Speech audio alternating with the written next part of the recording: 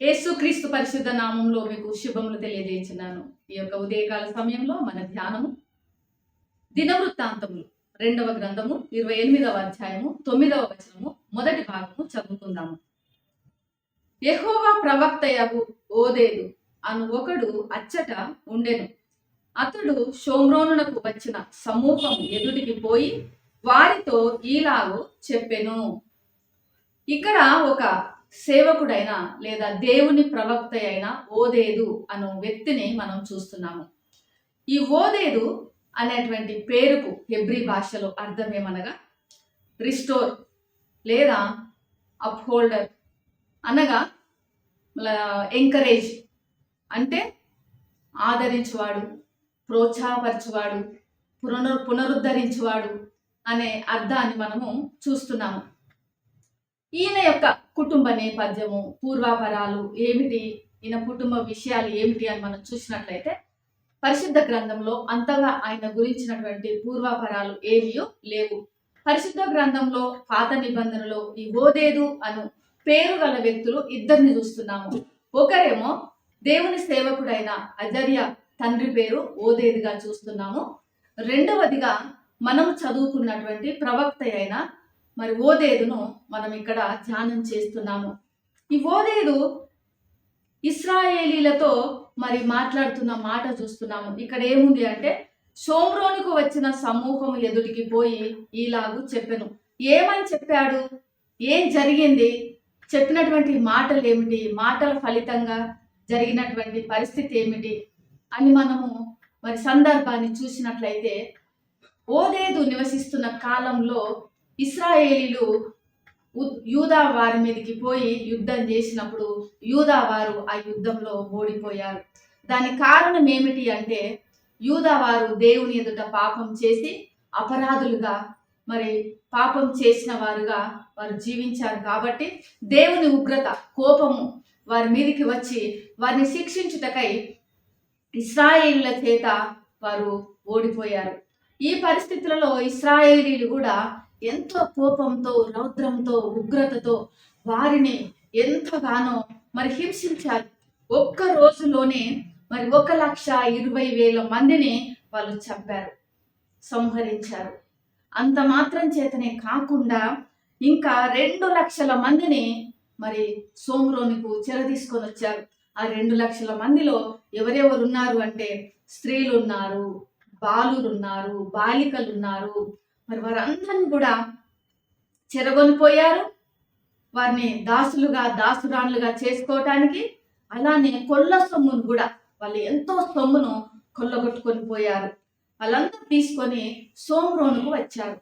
మరి ఆ వచ్చినటువంటి సమూహమును ఓదేదు చూశాడు.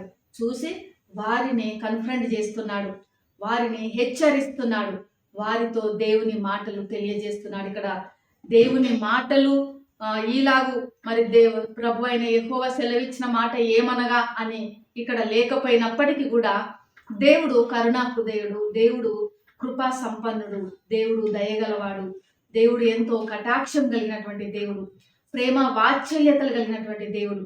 మరి వారు అంతగా పాపం చేసినంత మాత్రాన ఇంతగా మీరు రౌద్రాన్ని చూపుట తగున అని వారితో మాట్లాడుతున్నాడు. ఇక్కడ ఆయన అన్నటువంటి మాటలు ఏమిటి అంటే, ఇక్కడ మీరు యూదా వారిని, యెరూషలేం కాపురస్తులను మీ కొరకు దాసులుగాను దాసురాలుగాను లోబర్చుకొనదలిచి ఉన్నారు. మరి వారు ఎందుకు ఓడిపోయారు మీ ఎదుట అంటే వారు చేసినటువంటి పాపమును బట్టి ఓడిపోవచ్చు, కానీ మీరు ఇంతగా వారి పట్ల మరి దయహీనంగా మరి ప్రవర్తించుట ఇది తగుతుందా, ఇది మీకు తగదు కాదా? ఒకవేళ మీరు ఈ రీతిగా ప్రవర్తించినప్పుడు మీరేమైనా దేవుని ఎదుట నిరపరాధులుగా ఎంచబడతారా? ఎంచబడరు కదా. మీరు కూడా ఆయన ఎదుట అపరాధకులుగా ఎంచబడతారు. కాబట్టి మీరు జాగ్రత్త వహించండి అని చెప్పినప్పుడు ఆయనతో పాటు మరి ఎఫ్రామీయుల పెద్దలు కూడా మరి మాట్లాడారు వారితో. వారప్పుడు వారందరూ కూడా మరి వచ్చినటువంటి వారందరినీ వారు ఒకవైపు చూస్తే వాళ్ళు వస్త్రహీనులుగా ఉన్నారు, తలలు చెదిరిపోయిన వారుగా, కాళ్ళు మరి పాదరక్షలు లేకుండా కాళ్ళు నడిచి కాళ్ళు మరి కొట్టుకొని పోయినట్టుగా అవన్నీ ఆ పరిస్థితులలో దీన స్థితిలో ఉన్నటువంటి వారుగా వారు ఉన్నారు. అట్లాంటి పరిస్థితుల్లో మరి చెరపట్టబడిన వారందరినీ వారి యొక్క కొల్ల సొమ్మునంతటి కూడా వారు విడిచిపెట్టారు. అప్పుడు ఎవరైతే వస్త్రహీనులుగా ఉన్నారో వారందరికీ కూడా వారు వస్త్రాలు ధరింపజేశారు, పాదరక్షలు ధరింపజేశారు. వారు ఆకలితో మరి అలమటించిన పరిస్థితుల్లో ఉన్నారు. నడిచి నడిచి మరి అలాంటి పరిస్థితుల్లో వారికి అన్నపానములు ఇచ్చి వారు కడుపు నింపారు. అలానే చెదిరిపోయిన వారి తలలకు మరి ధూళి చేత కొట్టుకొని పోయిన వారి యొక్క తల వెంట్రుకలకు మరి నూనె రాశారు. బలహీనులైన వారిని మరి మరల వారి సొంత ప్రదేశానికి తీసుకొని వెళ్ళే పరిస్థితులలో అనేక మంది మరలా తిరుగు ప్రయాణం చేయలేని పరిస్థితి, అలసినటువంటి పరిస్థితి, నీరసించిపోయిన పరిస్థితిలో ఉన్నప్పుడు అలాంటి వారిని గాడిదల పైన ఎక్కించి వారిని సురక్షితంగా మరి మరలా ఎరికో పట్టణానికి తీసుకొని వచ్చారు. ఖర్జూర వృక్షములు కలిగిన పట్టణం అని పేరు పొందినటువంటి మరి ఎరికో పట్టణానికి తీసుకొచ్చి అక్కడ చేర్చి వారు వెళ్ళిపోయారు.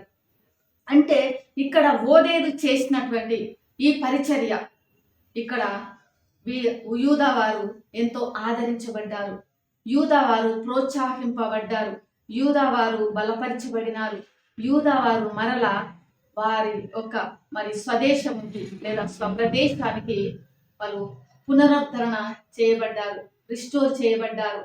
అంటే ఓదేదు మరి దేవుని యొక్క సేవకునిగా ఇక్కడ భయపడకుండా ఏది తప్పు ఏది ఒప్పు అని ఆయన మరి మాట్లాడగలిగినటువంటి పరిస్థితిని మనం చూస్తున్నాము.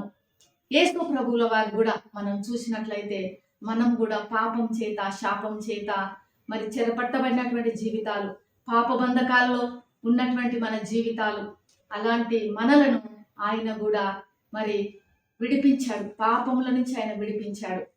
తను మనలను తండ్రి అయిన దేవునితో మన సంబంధాన్ని రిస్టోర్ చేశాడు, పునరుద్ధరించాడు. ఎలా అంటే ఆయన సిలువలో రక్తము కాచి చనిపోయి సమాధి చేయబడి తిరిగి లేచుట ద్వారా మనము ఆయన పిల్లలము అయినాము. మనము తండ్రి అయిన దేవుణ్ణి అబ్బా తండ్రి అని పిలువగలిగినటువంటి ఆధిక్యతను యేసు ప్రభువుల వారు మనకు అనుగ్రహించారు. మరి ఆయన మనకు ప్రోత్సాహాన్ని ఇస్తున్నారు, ఆయన వాక్యం ద్వారా మనల్ని ఆదరిస్తున్నారు, మన యొక్క జీవితాలలో ఆయన ఎంతో తోడుగా ఉంటున్నారు. మరి ఆయన మనల్ని విడువని ఎడబాయని దేవుడుగా ఉంటున్నారు.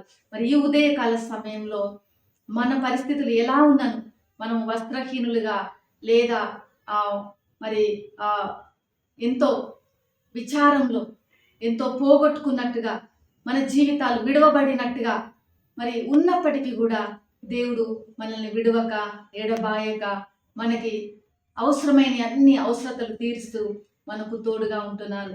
ఈ ఉదయకాల సమయంలో మనం యేసు వైపు చూద్దాము. ఆయన మనల్ని పునరుద్ధరించే దేవునిగా, మన ఓదేదుగా ఆయన ఉన్నారు. ఈ మాటలు దేవుడు దీవించును గాక. ప్రేమ నమ్మకం కలిగిన పరలోకపు తండ్రి పరిశుద్ధుడానికి వందనాలు చెల్లిస్తున్నాము. ఈ ఉదయకాల సమయంలో ప్రభువా, మా పాప జీవితంలో మీరు చేసినటువంటి విమోచనను బట్టి నీకు వందనాలు చెల్లిస్తున్నాను. మీరు మా విమోచకునిగా, మా ఆదరణకర్తగా, మా ప్రోత్సాహపరిచే దేవునిగా, మమ్మల్ని బలపరిచే దేవునిగా, మమ్మల్ని విడువని ఎడబాయని మాకు తోడుగా ఉన్న ఇమ్మానుయేలు దేవునిగా మీరు మాకు ఉన్నందుకు నీకు వందనాలు చెల్లిస్తున్నాము. అయ్యా, మరి ఉదయకాల సమయంలో ఎంతమంది అయితే బిడ్డలు ఆదరణ కొరకు ఎదురు చూస్తున్నారో, విడుదల కొరకు ఎదురు చూస్తున్నారో, విమోచన కొరకు ఎదురు చూస్తున్నారో, వారి జీవితాల్లో విమోచన మీరు ఇచ్చుదురుగాక, విడుదల మీరు తీసుకొని వచ్చుదురుగాక, స్వస్థత మీరు ఇచ్చుదురుగాక. అయ్యా, మీరు వారి జీవితాలను పునరుద్ధరించుదురుగాక. అయ్యా, నీకు వందనాలు. ఈ దినమంతట్లో వారికి మీరు తోడుగా ఉండి నడిపించుమని, ఇమ్మానుయేలు దేవుడుగా ఉండుమని యేసు నామములో ప్రార్థిస్తున్నాను తండ్రి. ఆమేన్. దేవుడు మిమ్మల్ని దీవించును గాక.